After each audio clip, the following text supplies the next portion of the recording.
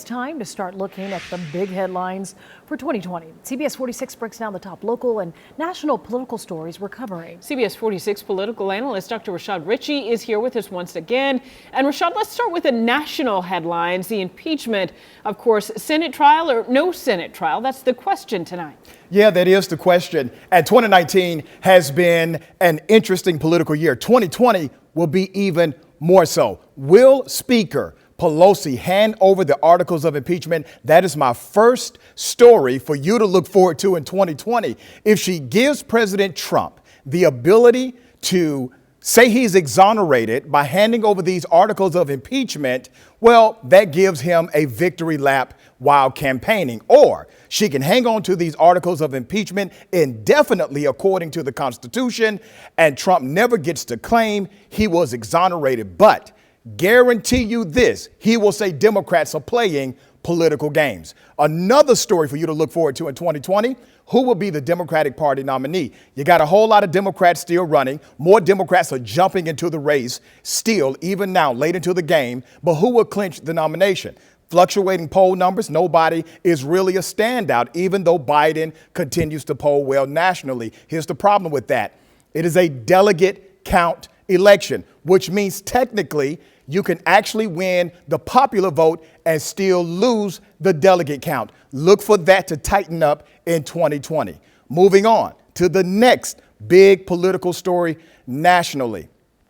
Will President Trump win re-election? Most Americans believe that the economy is strong. As a matter of fact, the number is over 60%. But is that enough? While usually a strong economy means a better chance at re-election, with increasing health costs and a record deficit, Democrats are going to challenge the strong economy message. Now, let me take you to my three top local stories. Something you need to look out for on January 8th of the new year. The Fulton County Commission voted 4-3 to eliminate much needed federal grant funding on December 18th. Many residents, community leaders, and other elected officials are outraged. The Fulton County Commission will meet very soon to see if they reverse the vote. If not, you are going to see resignations being called by top officials in this county. That is going to be a big story beginning in January. Let's talk about voting in Georgia.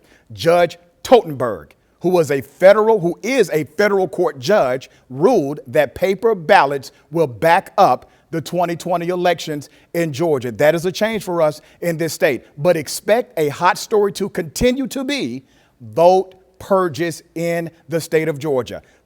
Legal fights will continue. And my last and top large, huge, grandiose political story of 2020 to look forward to is Congressman John Lewis. As you know, he was recently diagnosed with stage 4 pancreatic cancer. He is still a force in the U.S. Congress. And while some are already speculating as to what would happen if Congressman Lewis resigns, I want to highlight a different perspective. Let's say Congressman Lewis does not resign, which, by the way, is highly probable. He doesn't resign, and he becomes even more powerful because of all of the attention on social media and mainstream media. Congressman Johnson may have an opportunity to be heard in ways during the 2020 presidential election that rivals even President Trump. Some say his recent diagnosis may weaken him politically. I say, Congressman, you're stronger than ever. That's my top 20. That's my top for 2020. You've got a lot to cover. You've done an incredible job over 2019. But Rashad, I want to kind of piggyback on something you said with the last story with Congressman Lewis.